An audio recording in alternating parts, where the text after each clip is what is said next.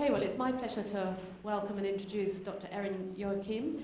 I've got to know Erin over the last few months. She's been working on a project with Bob White in the Faraday Institute. She's an adjunct lecturer and postdoc researcher in the University of Waterloo. She's a human geographer and has had various research fellowships throughout the Social Science and Research Council of Canada. Her research is focused on long-term disaster recovery and the way that communities recover from disasters. And her project that she's going to talk about has included the role of faith communities in that. So, Erin, over to you.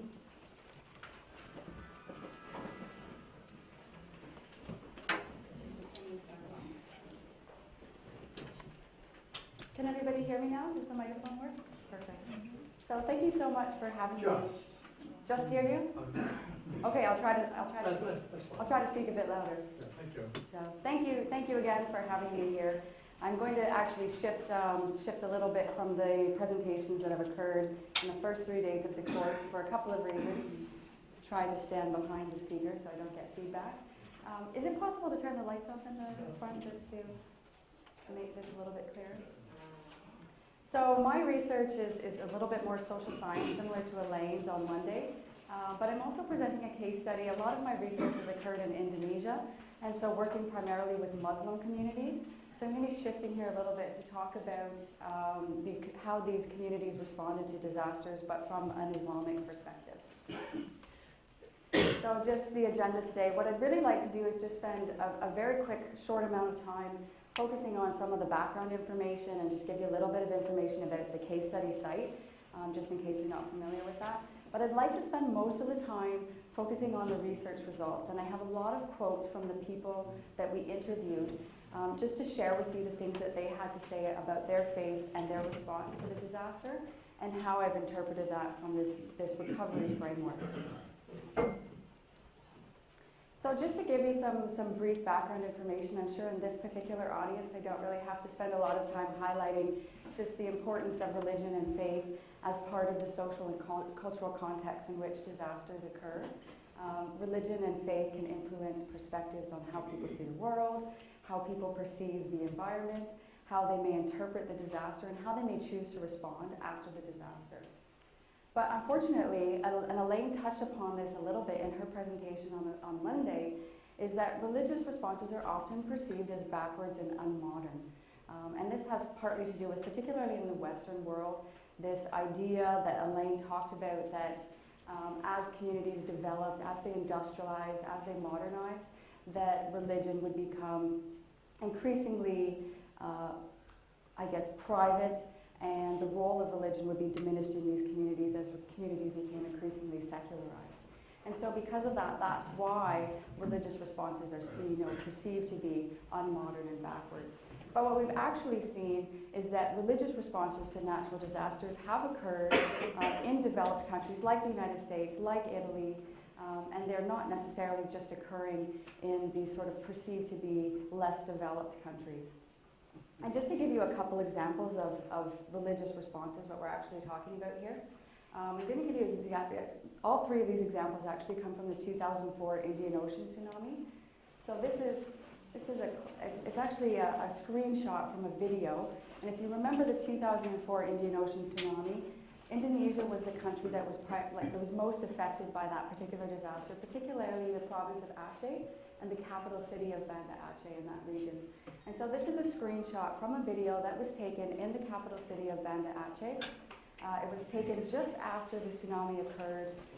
You have almost complete devastation of parts of the capital city.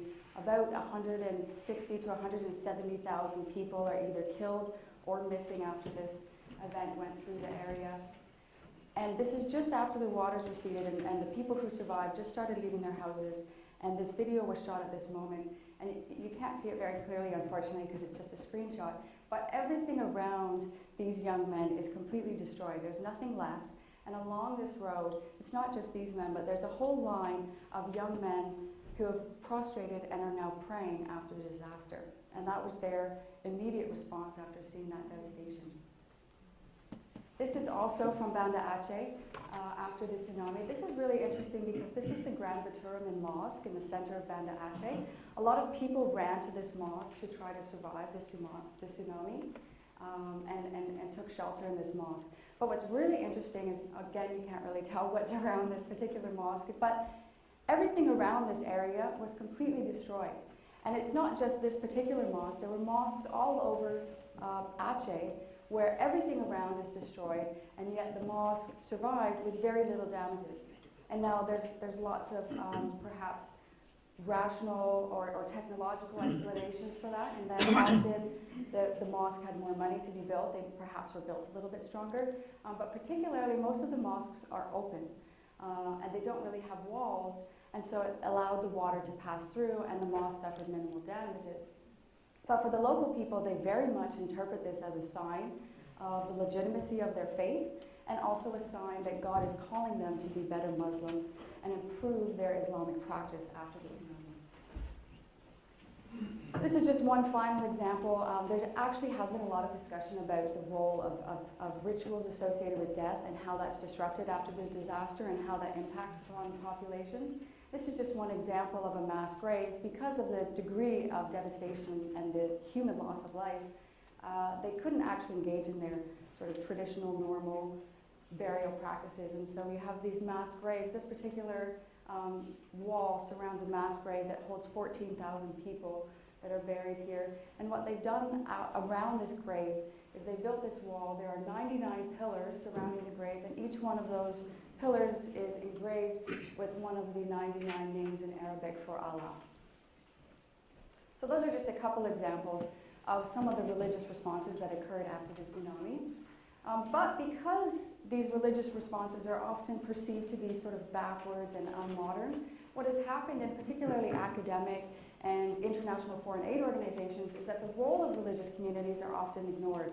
There's not a lot of research about faith communities and how they respond to disasters, how they perceive disasters. And so that's where this particular research comes in. What we're trying to do is learn a little bit about the role of faith communities, how they respond, and particularly from this framework of vulnerability and resilience. And I'll explain what those concepts mean in just a second. But what we're looking at here, the specific focus is on three sort of themes of religion, or three dimensions of religion. So we're looking at the role of individual faith, the role of religious leaders, and also the role of religious institutions, and how that can help either facilitate resilience during the post-disaster period, or how that may actually contribute to some vulnerability during the post-disaster period. So because vulnerability and resilience are words that we may use in our everyday lives, I would like to just take a couple seconds here to define those terms, just so it's clear how I'm using those terms for you. So when we're talking about vulnerability, what we're actually talking about here is the characteristics and circumstances of an individual, a household, a community, a system, or even an asset that would make it susceptible to the damaging effects of a hazard. And so there's actually been a lot written on this concept of vulnerability and what vulnerability means. But what we're really trying to look at is seeing this as a pre-existing condition, so something that actually exists before the disaster occurs, and is influenced by a variety of processes.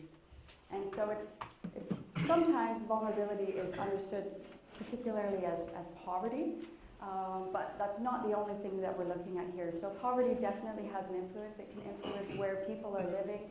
For example, on the coast, it can influence the type of materials that they're using to build their houses. Marginalization is another issue that's often mentioned in vulnerability, but it's not just that. It's also other things like perceptions, attitudes, and how that influences how people will then behave. It can have to do with social networks and the resources, different types of resources, not just sort of material resources that are available to people after the disaster. In terms of resilience, for this particular research, I'm defining resilience among three dimensions. And so the first one, in order to be resilient, there should be some capacity to absorb the impacts of disaster. So what we'd like to see is that if some type of natural hazard occurs, that people can absorb the impacts of that as opposed to suffering damages and there being a disaster. But you have to recognize that there's still going to be events that are going to cause damages. And so when that happens, we'd like to be able to have systems, either household systems, community systems, etc., that can recover quickly. So let's get back to normal, let's bounce back, which is sort of a typical definition of resilience, as quickly as possible after a disaster. But then there's also this last idea of adaptation and transformation as a part of resilience. And so what we're really focusing on here is this idea that we want to see some type of social learning. We don't want to rebuild these communities exactly the way they were before and return them to their conditions that they were before, because that was a condition of vulnerability that led to experiencing a disaster. So you want to learn through the recovery process and the disaster experience in order to reduce risk to future disasters. Okay, so let's move on to the case study site. So the particular, I've talked a little bit about the tsunami, but that is not actually the case study site for this particular disaster. This case study is located in Yogyakarta in Indonesia, not to be confused with Jakarta, which is the capital. I'm just curious, has anyone here actually been to Yogyakarta? Has anyone been to this particular area? Okay, so one person is familiar. I'll just give a little bit of information about the area just to put it in context for what we're looking at today. Yogyakarta is actually a really interesting place in Indonesia. It's one of 5 special provinces in Indonesia. It's still ruled by a sultan. The sultan resides at the Kraton, the palace, in the capital, Yogyakarta. So just so it's not confusing for you, Yogyakarta is a province and it's the name of the capital city in the province, so it's a city and a province. And so what's interesting now, that ruler is more like a figurehead, probably somewhat similar to the monarchy here in the UK. There is still a provincial government in the area. But the interesting thing about this particular kingdom in this area is that there is this belief that there is a connection between the palace, the Kraton, which is in the capital city of Yogyakarta, and I'll give you a map in just a second, and Merapi volcano, which is located at the far north of the province, and this connection also to the south of the province, which is the Indian Ocean, and the sort of there's this belief that there's this queen of the sea that exists in the Indian Ocean, and that there's this special relationship between Merapi, which represents gods and spirits, and the Kraton, which represents human, and then the sea, which sort of represents the afterlife and things of that nature. And so this plays into their spiritual beliefs a little bit in this area, but it should be recognized that actually in this particular area, almost everybody practices or at least adheres to Muslim or Islamic faith. 95% of the people in this area are Muslim. The majority of Muslims in Indonesia are Sunni Muslims. And in this particular area, usually they belong to one of 2 organizations, although it's a little bit fuzzy. There's the Muhammadiyah Sunni organization, and there's this NU Sunni Muslim organization. And yeah, so there's some slight differences between those 2 organizations, but I won't really get into that in this presentation. One of the things that should be highlighted is that even though they practice this Islamic faith, there is still this remnant of Hinduism and also very much their traditional Javanese myths, particularly for the NU organization, who still adhere to some of these traditional mysticism beliefs. And so because of that, the Islam that is practiced in this area has typically been referred to as Javanese Islam, because it's seen as slightly different than Islam in other areas. And just to highlight this point, it was interesting because I interviewed and surveyed a traditional healer, a medicine man in this area, and we spent about 2 hours with him, and he was showing us all of his talismans and was talking about the powers that he had and how he would help heal people. And so as we left, it was with a small group of people, and I said, do you think people still believe in the things that he's talking about? And one of the people there said, yeah, I think some people still believe in that. And I said, oh, well, do you still believe? And he said, no, I don't believe in that. And then he paused and he said, well, maybe I believe 40%. Okay.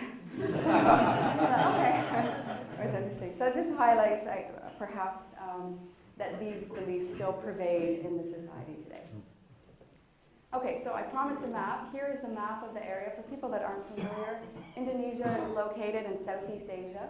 So we're on the island of Java. Just for perspective, the tsunami and Aceh are up here, so quite a far distance away. Jakarta, the capital, is there. Jogja is down here. Here's the map of the impacted area. I'm sorry, it doesn't actually have the provincial designation, but Jogjakarta basically is like a pie-shaped area like this, with Merapi, the crater of Merapi at the north is the northernmost region of the province, down to the sea. So you've got the capital city of Jogja here, so they see this praxis, this axis line between the sea, the city, and Merapi. And so here's a map of the damages. You can see that actually most of the damages from the earthquake were just south of the capital city of Jogjakarta, and this is predominantly considered a rural area. There's a lot of agricultural rural villages in this particular area.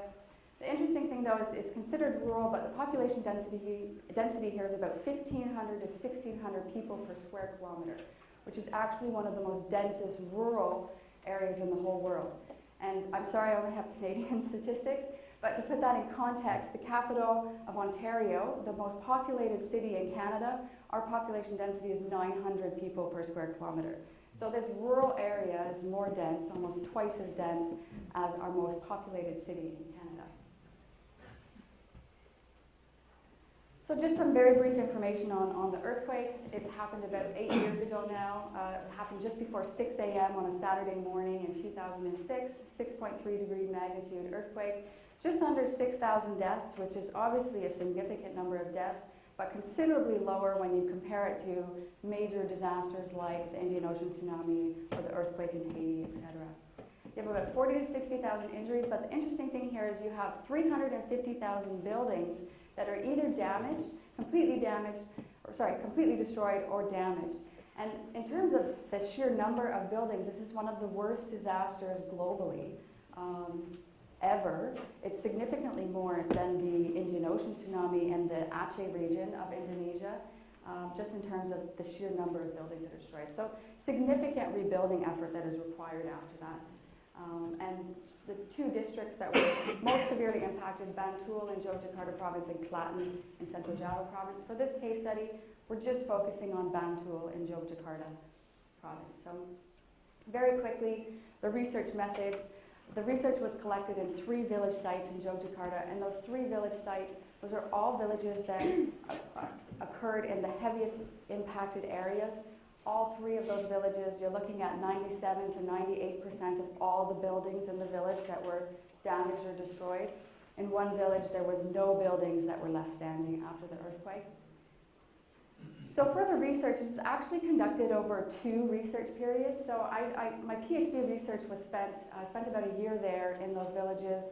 That was in 2011, interviewing people and learning about the recovery. And then I went back in 2013 to very specifically talk to people about their religious responses and faith responses. But there's information from the first data set as well. So we merged those together to get 2 sets of information. So in terms of the results, the one thing that I've tried to do, so hopefully this will be clear, I've tried to highlight and frame the results under this sort of vulnerability and resilience framework. So I'm going to go through, starting with individual faith, looking at some potential vulnerabilities and resiliencies, and then move on to religious leaders, and then move on to the religious institutions. So hopefully that's clear. So the interesting thing about, in terms of vulnerability and individual faith, one of the most commonly discussed issues is this idea of religious fatalism, that this is a vulnerability in particularly a country like Indonesia. So with religious fatalism, we're really focusing on not only this idea that whatever happens is God's will, but also this idea that the future is already set and there's nothing that humans can do to change that.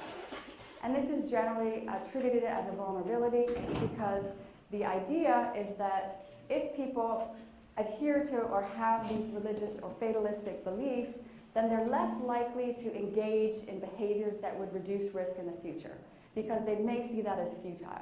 So it doesn't really matter what you do, that whatever was going to happen, whatever is set in your destiny is going to happen. So when we conducted the research, the interesting thing is I did not speak to any person that did not attribute this disaster to the will of God. Every person that I spoke to felt that the disaster was from God and was because of the will of God. And when you start talking to people, you do get these responses that would seem to be religious fatalism. So things like, everything that happened in the world, especially the earthquake, God already arranged for that. What happens next has already been arranged. If I will live or die, it has already been arranged, so I don't feel afraid. Another one. For humans, they cannot do anything. Anything that is the will of God will happen, and humans can't stop that. There is nothing we can do for the next disaster. We can just pray and ask for help, and when the disaster happens, it is from God. If we are close by God, then we trust that God will save us even though there is a disaster. So if the disaster happens again, we believe the life is in God's hands and God will take care of us and save us. So you are starting to see some of these, what would normally be attributed as fatalistic beliefs in what the people are saying. But if we take a little bit closer look at what people are actually saying and put those comments in conjunction with some of the other things that they said, there's a couple of interesting things that actually come out. The first is how they're actually interpreting that question. And often, even though they're saying disaster, what I think they're often talking about is actually the earthquake. What they're saying is that there's nothing you can do to stop the earthquake, which is true. So what they're saying is not actually false. They're talking about whether humans can actually stop that earthquake from occurring or not. So I think in many of the cases, they're actually interpreting it as earthquake and not necessarily seeing the earthquake as something separate from a disaster or this concept of disaster. And the other thing is that when you start to ask people, you know, what could you do to prepare if the disaster, if you knew another earthquake was coming, what would you do to help prepare? And you start to get them telling you some things that you can do. They might tell you about how you can build a house with, build a strong house. You can arrange the doors and the windows in a certain location. You can have training, all sorts of things to prepare for the disaster. And these are the same people that are giving those types of quotes that they gave previously. So this implies that actually they're not quite as fatalistic as initially those quotes would suggest. And so then you start to get quotes like this one, which is, for the next disaster, we can just try to make it so less people are killed or hurt, but it's impossible to make less the number of disasters. Just try to make less people killed. So again, they're interpreting the question in a slightly different way, and actually they're probably not as fatalistic as some of those quotes would suggest. One of the other things that I've spent some time thinking about is, particularly in the Western world, Canada, United States, perhaps in the UK, I'm not quite as familiar with the context here, but this researchers and government officials and people involved in disaster response often lament this, what is referred to as this false sense of security.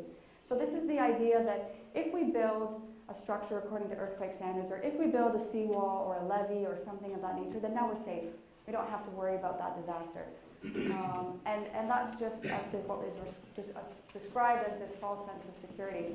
And what I see in the case studies in Indonesia is they just don't have necessarily this false sense of security. They say things like, so you can do all of these things to prepare, like building a stronger house, have simulations, have medical training and ambulances, but if God wants the house to fall, or the person to have an injury or even death, it will happen. Even though we try hard, if God wants it, it will happen. And I find this very interesting because I interpret this in a more positive perspective, as opposed to being fatalistic and being a vulnerability. I actually almost see this as resilience, because whichever way you choose to frame it, whether you choose to frame it in sort of a religious framework that they are recognizing the power of God, or if you choose to frame it as just recognizing the power of nature, I think that's actually a positive thing. And that offers some resilience. They don't have this false sense of security, and they recognize that no matter what we do, it's sort of a humble approach, that no matter what we do as humans, there is still something that's more powerful out there than us.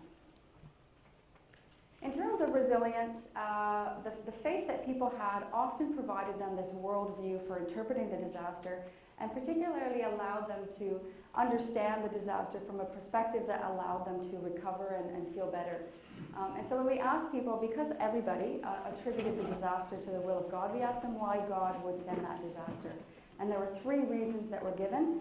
The most popular reason was that they used this word warning, but I think a better word is teaching, that it's actually a teaching from God, that God is trying to teach people how to be better people, trying to teach them to be better Muslims, to treat each other in a better fashion. The second reason would be that it's a test. They see it as a test from God, or an examination from God. He's testing their faith, seeing how they will respond. And finally, as a punishment. And now the interesting thing, they could provide more than one response. And punishment never occurred just by itself. It always occurred in conjunction with one of these other reasons, and it often had this kind of teaching component with it as well. And so when we look at what some people are saying and how they interpret that particular disaster event, what we start to see is how this forms a resilience for them. So here we say, because lately some people don't have good faith and good religious activities and don't believe in God, but because God still loves humans, so God gives a warning to the people. And hopefully humans can be better and remember to God and become closer to God. The important thing to remember is that the earthquake is just an example of the love that God has for humans. And many people talked about how if God didn't love humans still, he wouldn't give a disaster because he's trying to teach the people, and that shows that he still loves them. I already have strong faith, so this will help to receive and accept what has already happened. It is the will of Allah. With this belief and trust that the earthquake came from Allah, with strong faith, someday Allah will give more than what was already lost in the earthquake. Because I have strong faith, I just surrender to God's will. This one's really interesting because not a lot, but there's a number of people in the community who actually see the disaster as a gift, particularly for the poorest members of the community. In Indonesia, it's considered modern and of a higher social class to have a cement house. The poorer people would have a wood and bamboo-made house. And after the disaster, the assistance that was provided cement houses for all the people who lost their houses. So many people who are poor now have a cement house, and they often talk about how proud they are to have that cement house, and so they see that as a gift from God to improve their sort of social standing by having a cement house.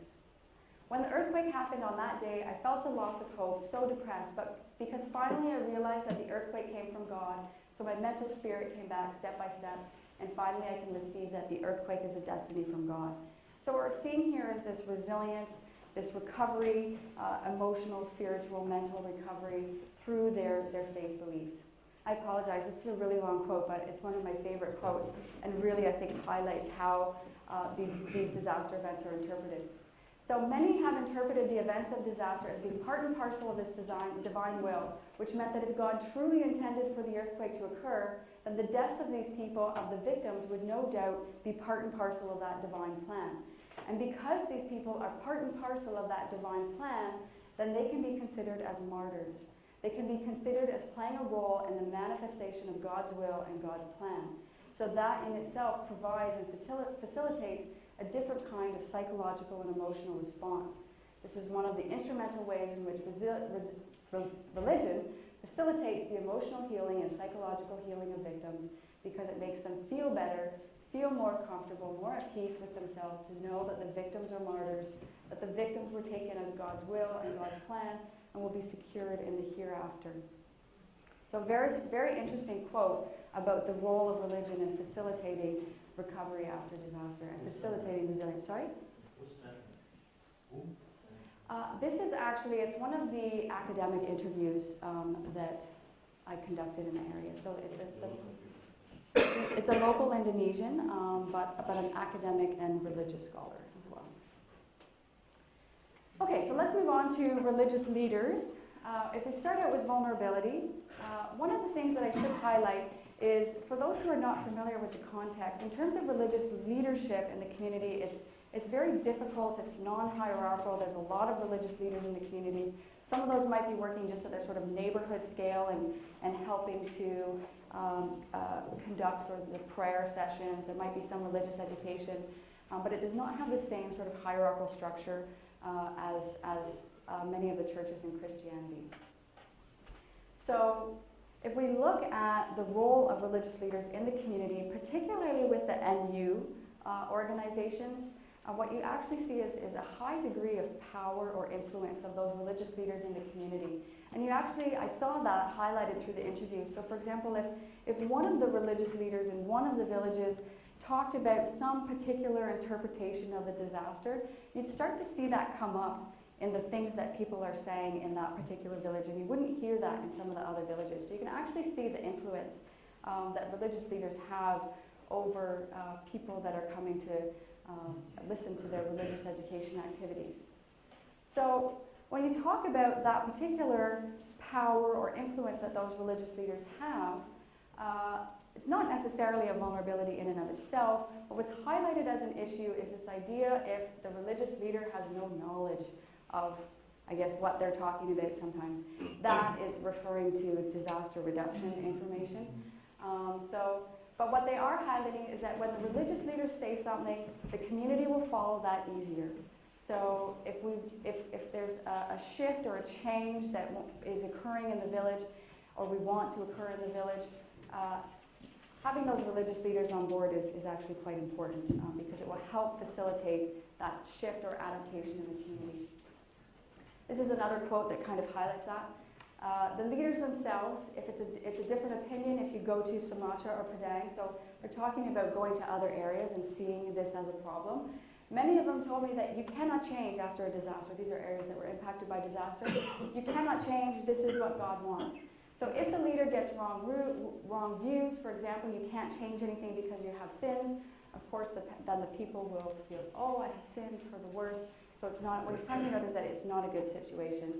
It makes it difficult to try to implement any disaster risk reduction activities. And so if we look at the education levels of the religious leaders that I interviewed, you can see that there's actually a variety of education levels. About half have a diploma or university education. This is not to imply that those that have lower levels of education are more prone to these types of views. I'm not saying that at all. Just highlighting that there's a variety of educational levels within these religious leaderships, which could impact the types of things that they might say. But even though there's this variety of education, most of those religious leaders have attended some type of Muslim school or some type of religious training. Other ways that they became religious leaders is that their family has a heritage in the community as being religious leaders, or they're just very involved and they're seen as having a lot of knowledge, and so people look up to the things that they're saying. One of the things that was highlighted, of all the people that I have spoken to, I'm only aware of about 3 people that actually speak Arabic, and they highlighted this as an issue, that very few people in Indonesia actually speak Arabic, and so they're relying on religious leaders to translate the Quran and the meaning of the Quran to them, which could make them susceptible to some type of influence that perhaps is not seen as the traditional or, I guess, their interpretation of the Arabic translation. So hard for me to judge whether that's an issue or not, but that was highlighted as an issue. One of the things that I would like to say is I did not speak to anybody in the villages that felt that the religious leaders in these villages were making comments like that. They highlighted it always as something that was happening potentially externally to where they were located, that it was not an issue in their area. And in fact, there were a few interviews that I talked to that said, oh, the religious leaders said, I believe that the disaster is a warning from God. If you believe that too, then come with me and we'll pray together. So this not providing this sort of choice to the people, which is indicative of perhaps not having this kind of problem in this particular area. Okay, in terms of resilience, I think the important thing is that the religious leaders themselves saw their primary role after the disaster as providing this support, emotional, psychological support for the people after the disaster to help them recover. And this is really important because that was actually seen as a poorly done aspect of the recovery programming, sort of the government, foreign aid organization aspects of the recovery. So there was definitely this role here for the religious leaders to fill. And so this is a religious leader, and he said, at that time, I tried to push their spirit not to be so sad or stressed. I gave them the prayer that is taken from the Quran to build their spirit. Another example from another religious leader said, faith gives understanding and support to the people so they won't be so sad and pushes them to be normal like before emotionally, which is part of that recovery aspect of resilience, returning back to normal as quickly as possible. But more important too is to push them to have strong faith. Having education for religion is giving motivation to the people to be stronger, which would imply some type of adaptation or transformation, that your mental and psychological spirit can be stronger than it was before the earthquake. Because the Kiai, the leader, motivated us that we have to help others even though we are part of the victims. As long as we can help, we must help. The activity at the mosque is a big help for them, for their feelings, to help them forget and be strong. They received the message from their leader and it helped them to feel better. So again, we're seeing these aspects of resilience here. One of the other interesting things is because the religious leaders have a lot of influence in the community, they're also well respected and trusted, and so they're seen as trusted sources of information. And some of the religious leaders were taking the information that was provided by the government and by aid organizations about particularly construction of housing and how to construct your house, but also other information, and they were integrating that into their religious education activities. And so here's an example, a quote from someone who said, the teacher, and they're talking about their religious teacher, gave understanding about the earthquake and how to rescue the people and myself. So I learned how to prepare for the earthquake from the religious leader. I'm happy because the teacher gave understanding about the earthquake and also that I can receive that knowledge. I'm happy and proud because now I understand better than before. So we're seeing an improvement on the education levels and perhaps even the attitudes towards hazard preparedness activities after the disaster. Another person, by attending these activities in education, I understand better about the earthquake now. The teacher explained about the disaster. So besides the education where I learned about Muslim faith, I also got experience to know about the disaster, so now I feel not so worried about the disaster. Now, having said that, and this particularly occurred in one of the villages, the majority saw this as an important role to unify the messages between sort of the government, education, and the religious leaders. But in one particular village, there were some people that did not see this as the role of the religious leaders. So you can see here, there's a religion aspect and a non-religious aspect. The first is about orientation, and the second is about real effort, about knowledge, about earthquakes, what kind of earthquake, and how to save from the earthquake. The religion leader does not give information about this. That is not their role. And this is interesting because in this village there's actually some degree of conflict. There's a very strong religious community, religious heritage in this village, and there's a little bit of conflict between the government and the religious leaders in this area. So it's interesting that was highlighted as an issue there. But what we should highlight here though is, although they can be seen as this important source of information, how that could actually be facilitated might be a little bit difficult because there are so many religious leaders and there doesn't exist this sort of formal hierarchical structure. How you would actually implement some type of program to educate people might be a little bit difficult to actually implement on the ground. Okay, so last aspect, I'll try to go through this fairly quickly. When we're looking at religious institutions, how it was defined in this particular research, so we're looking at the physical structures and the equipment, the sort of community religious activities that are going on, networks between these various religious organizations, and some of the theological underpinnings. So, one of the things that's often highlighted for the role of religion is just seeing religion as important because it offers some buildings that people can use after a disaster. So what we highlighted and what we found in this research is that yes, this was actually the case. Particularly in this village, this is a mosque from that village where they have a very strong historical and religious heritage. They have a very large mosque, very beautiful mosque. And what they said was when the earthquake happened, the mosque here acted as a postco or a post, a center of temporary care for the people. The postco received all the help and assistance from outside. Wonopromo is the name of the village, and also was used as a news center from people outside Wonopromo so they could find out about the safety of their family members. So they were actually using this as a center for information and resources. Another one, if any information is needed to be given to the people, they can use the loudspeaker to give this information to the people. They can announce if they have food. So it's not just about early warning, which has often been perceived that you can use the loudspeaker system to provide warnings to people, but you can also use it afterwards for organizational purposes. And for those that may not be familiar with this kind of context, the loudspeakers, there's mosques everywhere. I don't think there's any place you can go where you wouldn't actually hear messages from these loudspeaker systems. So, in case you were wondering.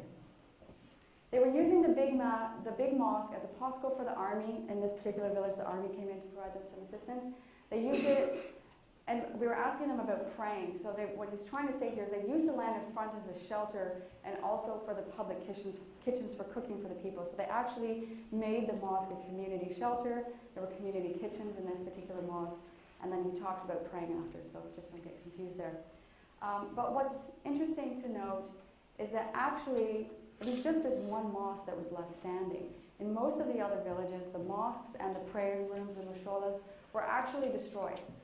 And they didn't have electricity. That particular big mosque had a generator, so they were still able to use the loudspeaker system. But in most of the other ones, the mosques were not standing, they couldn't use them, and they didn't have a functioning loudspeaker system. So whether that actually provides a resilience after the disaster is dependent on them actually being still standing and still working and still functioning after a disaster.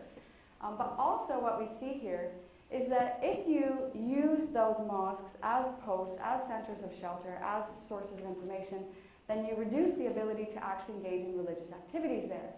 So what we see here, at the time the mosque was very busy, so they took the people to other places like the mushola or somebody's house to do their religious activities. And there were people that talked about actually not going to prayer because the mosques were destroyed or because they were being used by, for other purposes. So some issues there in terms of disrupting those religious activities. Okay, so in terms of the activities that were occurring, many people talked about engaging in collective prayer and collective education was really helpful for their recovery. And so you can see this person said, for me and others, it's very useful. We feel safe, we feel together with the others.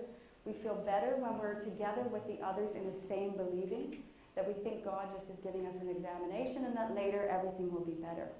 So this is particularly important, and I think it kind of linked to Michael Murray's discussion yesterday about community, solidarity, perhaps not exactly the same type of thing, but this is a very much a community-based culture, and it was a community-based recovery program. So activities that helped to facilitate building that solidarity were actually really helpful for recovery programming.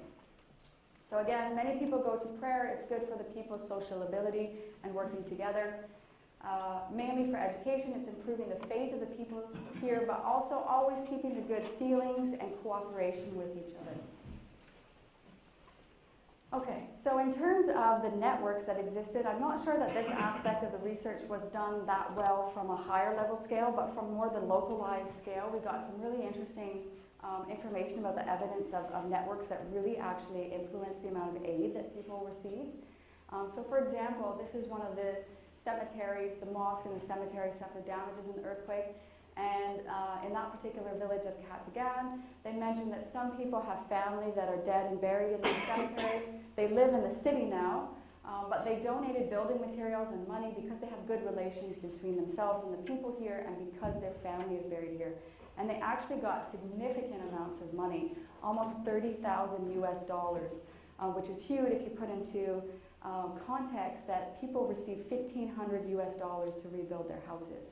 So $30,000 is a huge amount of money that they received for the mosque and for the cemetery. But there's also a lot of evidence of Saudi Arabia and Qatar, organizations from there providing assistance to rebuild mosques, rebuild musholas, provide Qurans and prayer mats and things like that. There's also a lot of individual networks that seem to be a little bit more prevalent, but they were linked to the religious institutions. For example, Wonokromo, the village with the strong religious heritage, they have a lot of religious boarding schools, and people from all over Indonesia come to that village to study Islam, and then they go back to where they are in Indonesia, where they're their home locations, and a lot of people sent assistance to Wonokromo because they had that connection to Wonokromo and that memory there through the religious boarding schools. In terms of the networks and religious leaders and then going actively seeking some assistance through those networks, there was not a lot of evidence of that occurring. Only one religious leader indicated that they actively went out through their networks to try to receive assistance for their villages. Most people just indicated that a lot of assistance was already coming to the villages, so they didn't actually need to go out and try to do that. So on a higher scale, I don't think that was covered very well in this research project. So this is not, when we say things like individual networks seem more prevalent at the local scale, that may be true, but at the higher scale, that may be less true. But there's not a lot of research interviews that were done to actually highlight that. Finally, in terms of this theology, I think the really important thing that a few people mentioned as part of their beliefs about God and what God wants from them is they really highlighted that God wants to see real effort. And not only does that contradict the fatalistic tendencies that may exist in some of these locations, but it's also really important for facilitating this kind of adaptation, transformation point of view after the disaster. So kind of quotes that you might get here, like it's already said in the Quran, God said that humans must try hard to keep their living well. So making the strong houses for anticipation and hope that if it happens again, then it won't be worse like before. So giving the people time to run out. So basically, even though God gives the disaster and its destiny, what he wants to see is people try to reduce the impacts, try to plan for that, and make it so that it's not so much a disaster. And these are, that was an individual person, but there's also religious leaders who are talking about this. The people cannot control the disaster, but like God ordered to the people, just try. This means you must have connection between God, humans, and the earth itself. And the point is that humans should pray and try. Every human has the power to try to hold back the disaster and make a good life.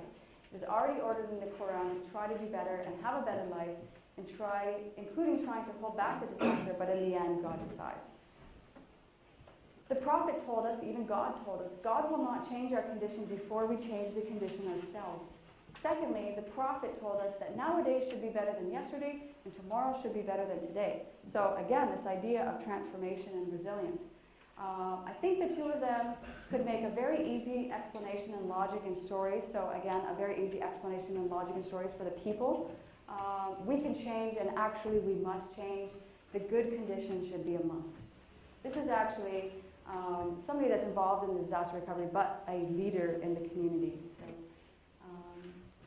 we cannot only stand with an open hand. Oh my God, I want. We have to do something, and from the result we get for something that we want, we have to have a contribution. It's not enough to only pray and to ask God. It's no good. So again, we see here is this framework that already exists within their religious beliefs for facilitating resilience and the adaptation and transformation and reducing vulnerability through the recovery period. So particularly for foreign aid organizations that are coming in, if you recognize this sort of spiritual, religious framework in which people are living, it can actually be very, perhaps, easy to facilitate shifts and changes and adaptations through this particular framework. So, in conclusion, I hope I'm on time here.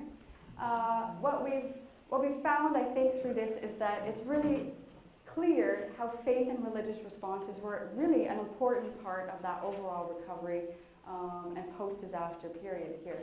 Now we've seen that there are potentially some vulnerabilities, some issues, but there are also a lot of resiliencies that exist. It's not necessarily consistent throughout everywhere. There's changes for individuals, for households, so it's hard to make any type of broad sweeping statement, and I'm not sure that's what we're trying to do here, but only to acknowledge that faith and religious leaders and institutions did provide an important source of resilience.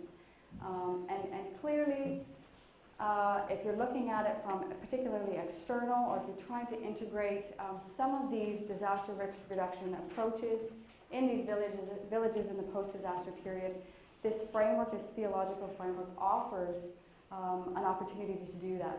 And the key point here also that a lot of people highlight is that we want to coordinate messages, that particularly for these communities, it's not just a government question, it's not just particular institutions that should do this, but we want to coordinate these kind of messages across all of these institutions in order to try to reduce the risk of future disasters. So, thank you.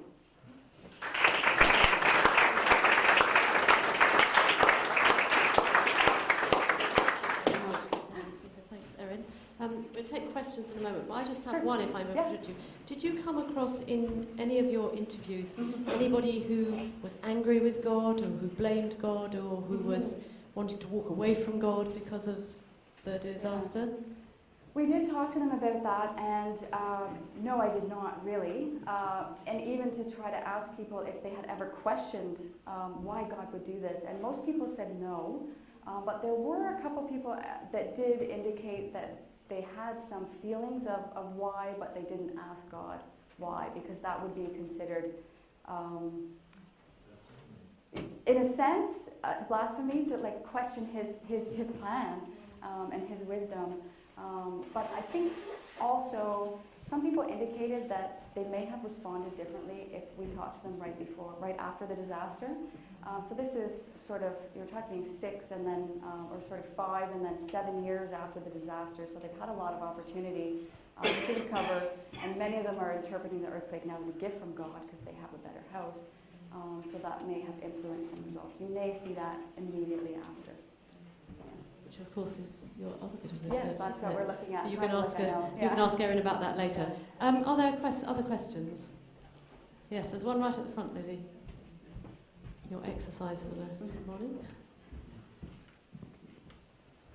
Erin, you just touched on the question of warning. There was 60,000, sorry, no, 60,000 injuries, but the 5,700 deaths, I think. Right. To what extent, or perhaps it's outside the scope of your inquiry, did people respond to warning, or was the warning system itself inadequate? I'm surprised at the large number of deaths if there were an adequate warning system. Right. Maybe there could be a religious element in the response to the warning. Right. Well, I think for an earthquake, there is no warning because you don't know when the earthquake is going to happen. It just happens. So there's really at this point no way to provide warnings for earthquakes. There are other disasters in which they have tried to establish warning systems, like the tsunami. There is now a tsunami early warning system that has been set up all across the Indian Ocean to try to provide some warning, and the loudspeakers are used for that. For example, when in 2010 there was a big eruption of Merapi volcano, and they did use the loudspeakers in the mosques to try to get people to evacuate. It doesn't always necessarily mean that they will, but usually when the immediate warning comes out, people will start to evacuate there. So there's also been some work on landslide warnings, which is really interesting, trying to provide just a few seconds of warning for landslides. They've got sort of these wires that are set up and can set off an alarm when the ground shifts. The problem in Indonesia and those areas where they've set those up is that the ground is actually constantly shifting. So the alarms are constantly going off. And the way they initially set up the program was that there was a control center that had to shut off the alarm, and the local people couldn't shut off the alarm. So then they just broke the alarm because it just kept going off. So there's definitely, I mean, there's even issues with that with the tsunami early warning system, with the buoy system. Fishermen are cutting the buoys. So they're not perfect, but they're definitely being set up, and there's efforts to do that. Earthquakes, not so much. There's no real way to do that at this point. Here, César. I think in a way you respond to the questions that I have, but the framework and the time, it would be different if you made this interview 1 year later, 6 months later, because I think that will take a lot of the issues of the blame and the fatality in a very different perspective, but also the hope. As you mentioned, you know, I have my house, probably my idea of this tragedy changes because my social situation and economical situation also change. My next question is, if by any chance you have the opportunity to interview anyone outside of the Muslim community, like a Christian or a Buddhist, if they were there, and if that response would be different. Right. Well, for your first comment, we just started a project where we're trying to do that. So we're working in the Philippines after the typhoon there. So Roger has gone in and done some interviews and some surveys, and I just got back from surveying. And so we're trying to get that very immediate approach. From the survey results that I've looked at so far, there are some indications of blame and questioning God. But it's not actually quite as high as you might think, and perhaps you could ask Roger more informally later whether that's coming out in his interviews. But in the survey data, it's not huge. But we are working on that, and we're going to track that over time and see if we can actually highlight a difference. In terms of your second question, when I went back the second time to do the research, I chose very specifically to only focus on the Muslim community. In most of these villages, there's maybe one or at the most two Christian families that live in that area. In one of the villages that I worked in Central Java province, there's a bigger Christian community in one of them. But what I found is there was a couple of things in that initial period in 2011, when I did talk to some of those people, the first thing that they wanted to highlight, and they did highlight, was that there was no difference between the response that was given to Christians and the response that was given to Muslims. And then there was some indication that Christian churches in Yogyakarta were providing assistance to some of the Christian families that were impacted, and also their neighboring areas. So not just Christians, but also Muslims. So there was some indication, and people really wanted to emphasize that they really worked together to provide fair assistance to everybody, no matter what their religion was. Yeah. Roger Lisa.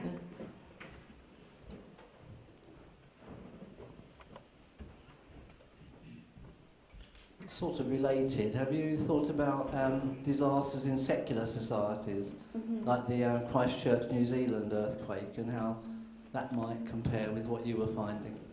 Yeah, and I think as part of our project, we do have a variety of case studies, and we plan to go and collect some more data in other communities as well that might be more secular, particularly New Orleans. We'll be looking at Christchurch would actually be an interesting place to look at as well, and just to see if there's a difference. I think one of the things that is interesting is people were very hesitant to talk about whether there might be a difference between people of faith and people of non-faith, because we did talk to them about in this community, do you think somebody who's not a believer would have the same thing? And they were a little bit hesitant to place a judgment on that. But I think what we will probably find is that there are some similarities across case studies, and that there might be some differences. And in disaster studies, it's really important to think about the context of the disaster. And so I think there's a basic understanding that what's happening in this particular case study is likely not going to be happening in other places, and that it will be a very different experience. But there might be some sort of underlying similarities across. Does that answer your question? Yeah. Okay, right at the back behind you. I have a similar kind of question and a suggestion. The question is, are you aware of similar studies done in an area where the predominant population is Christian? My suggestion is, I think it would be an interesting kind of contrast study to look at the response of Amish to disasters. Yeah. The reason being, well, just a little bit of context here. Genealogically, I'm only 2 to 3 generations removed from Amish myself. And last August, my wife and I moved back into a community where there are a lot of Amish. In Pennsylvania? And the whole idea of, pardon me? In Pennsylvania area? No, Indiana, although I'm from Pennsylvania. Okay. And I know Ontario very well because of Amish immigrants. And one of the things that really strikes me is that there is kind of a religious fatalism among the Amish. That what happens, happens because God wills it. And I see all the time Amish engaging in what I would call risky behavior. And I used to work with Amish, and I just kind of understand, well, I know if what I'm doing now is going to get me killed, it must be God's will. Right. And there's nothing I can do to stop it. And then there is, of course, the other reflex in the Amish community about forgiveness too. I mean, you all know the stories about nickel mines where there was a shooting of children in the school, and the immediate response was, well, we forgive. Right. We forgive the killer. And I thought, well, it's way too soon to say that. As it turns out, some things have been written about the way the Amish have processed over time, and some of them themselves, I think, would admit that, well, that we had to work through that, even though we initially said we want to forgive the killer. It took time for us to really feel it deeply within ourselves. Well, I will highlight that actually Roger is also working on this project. Could we just, because we had a question for Roger. Roger Abbott, do you want to wave your hand? Okay, Roger is Erin's research partner and working on Christian communities. So I suggest in the breaks, if you want to talk to them both about it, the difference or any potential difference or similarities, you do so. Right, and we do, the interesting thing is we do have a survey there. We've questioned just how great it is, but we have a survey that's been implemented in both Haiti and Indonesia in this case study. So the results are not analyzed completely yet, but we will have some information to offer some comparison. But I do want to touch upon your comments about the Amish community, because I'm actually from Waterloo. So there's an extremely large, well, not extremely large, but there's a fairly large Mennonite population north of Waterloo and surrounding Waterloo. And generally in Waterloo region, because I haven't worked on projects on disaster preparedness and vulnerability reduction, generally there's a fairly strong consensus that even though there's some vulnerabilities there, because you know, may not, in particular the old order Mennonite communities don't have telephones and things like that too, if there's a fire, but there's an extremely strong resilience within that community that exists for a variety of reasons, and they're very much looked up to as a very strong, resilient community in the region. There has been some research, a colleague of mine has done some research on the old order Mennonite community, one particular sect. It's very difficult as an outsider to get in and work in those communities. It takes a really long time to get in and gain their trust. But she's found some really interesting information about health and risk. If we could chat about it later, and I can give you some information on that. Okay, can you move forward to Chris here? Thank you. It seems that religious belief perhaps prompts some vulnerabilities as well as some resilience. Mm-hmm. Could you respond to the suggestion that in less economically developed communities, religious belief prompts vulnerability before disaster and resilience afterwards? I think that would I think that wouldn't be exactly a clear statement because some of those vulnerabilities continue to exist afterwards, and some of those resiliencies are also present beforehand as well. And so one of the things that people did talk about, there was this interesting framing of the fact that because in the communities, because they mostly, for the most part, share the same faith, that they've shared that faith together beforehand, and they've prayed together beforehand and have that shared belief beforehand, that then allowed them to have that shared response afterwards. So I think there's, to see it as just vulnerability before and resilience after would not necessarily highlight the whole picture. But definitely there's something there in terms of how religious beliefs would have people prepare beforehand, but then there's a lot of ability to respond through those structures afterwards. So there's something there, but I think it's a little bit not quite as linear as that. Yeah, right at the front here. Can you wait for the microphone, please?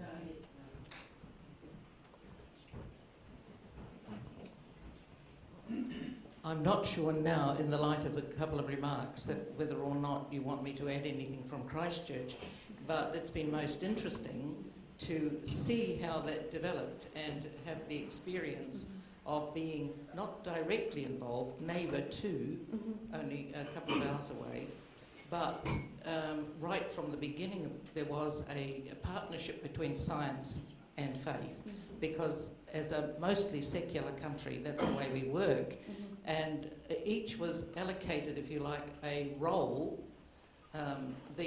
The people, the government expected the churches to come in at the level of celebration or ritual, at supporting psychological services, and also because they play a big role in social services.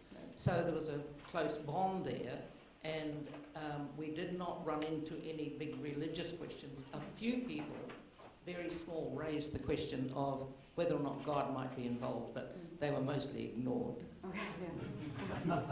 And I wonder if it might be similar in Indonesia, because although it's not illegal to be an atheist in Indonesia, you must subscribe to one of the 5 state-recognized religions, and their national philosophy means that you must believe in God. But particularly that NU Islamic organization does provide a lot of social services in terms of schools, education, playgroups, health centers. So they're definitely filling this social services gap that the Indonesian government is not providing. But that's even in day-to-day life, not just post-disaster. So a similar connection there between the government and the faith. But thank you for sharing. I think we should give Roger Abbott his comment or advert or something. Thank you.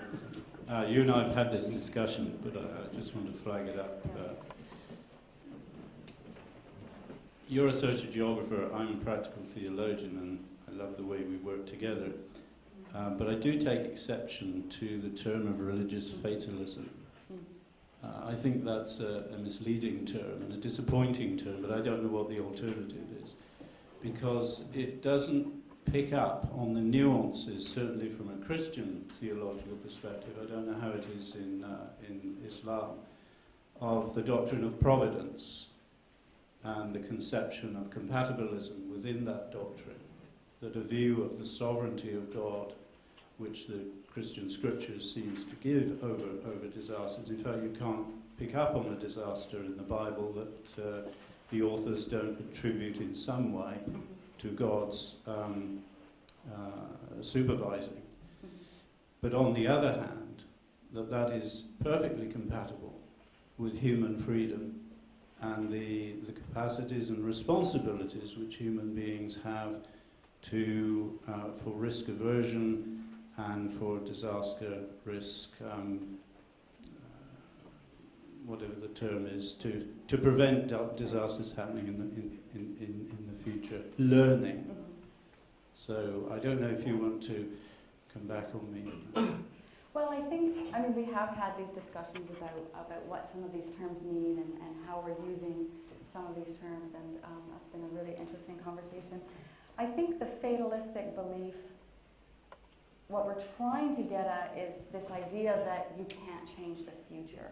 That if you believe that there's nothing you can do to change the future, because many people talked about how their future is already written in the book of destiny, that's already decided, that you can't change that. To me, there's something in that that does imply some type of fatalistic tendency. Now, whether we describe it as fatalism or another word, I think there's something there. But I think what I was trying to highlight in my research is that this is how it's typically been interpreted, and that there's actually perhaps a deeper explanation. So I hope that came through, and I hope that we can continue to sort of provide information on how there's a deeper interpretation to that. Okay, at the front here, Alf.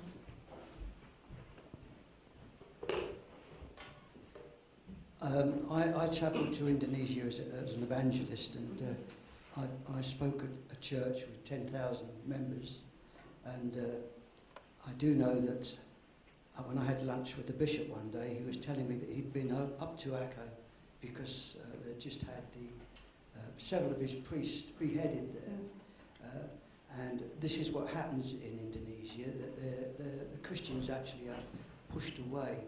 And during the time of the tsunami, a lot of them had been made to go away because they were making too much noise at Christmas time and Easter. Yeah. And they moved into the mountains, and they weren't so badly affected by the floods and the earthquakes or the volcanoes that happened either. Right. That's helpful. Yeah. No, I mean, there definitely are some issues in Indonesia with Christians being persecuted. Even when I was there doing my research, I got a text from the embassy saying don't go to church on Easter services because they've received warnings that there's going to be bombings at churches. So definitely an issue there. I think part of it is that in this particular area of Yogyakarta, I think there's a little bit more harmony between Christians and Muslims than definitely exists in some of the other parts of Indonesia. Like in Aceh, there's definitely some more hardline, extremist Islamics in that particular area, particularly after the tsunami. So there's definitely issues there. It would be, I think, interesting to go in. One of the things that was really important, because we did go in and have meetings and talk to people about how we could do this research, myself not being a Muslim, and how that would be approached. And they're very, very concerned about social harmony. And so they were very concerned about anything that I would do that would go in and try to separate out differences between groups of people, between Muhammadiyah and NU, and between Muslims and Christians. They were very concerned about research that might do that because they wanted to keep sort of social harmony in their villages. So completely acknowledging that there definitely exists issues there, and I don't want to wipe over those, but it's not an area that I focused on significantly. But thank you for raising that comment. Okay, well, I think it's probably time for coffee, so let's say thank you to Erin again.